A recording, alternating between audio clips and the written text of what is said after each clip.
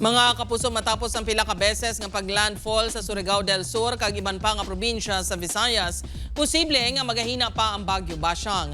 Sa 2 p.m. bulletin sa pag-asa, yara sa vicinity sang Loay, Bohol ang bagyo.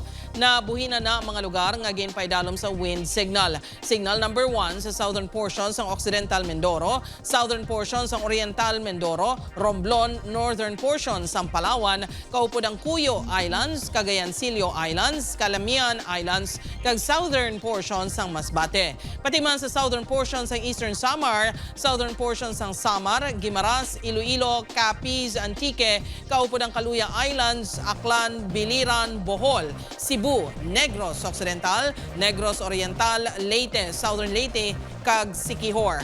Kaupod ang Dinagat Islands, Surigao del Norte, Agusan del Norte, Misamis Oriental, Misamis Occidental, Camiguin, kag Zamboanga del Norte. Sunod sa pag-asa, posible pagtabukon sang Bagyo Bashang ang iban nga bahin sang Visayas, pero pwede man nga padayon nga magahina kag mangin low pressure area na lamang buwas. Magluwas sa Bagyo Bashang, nag-aapekto man sa pungsod ang amihan.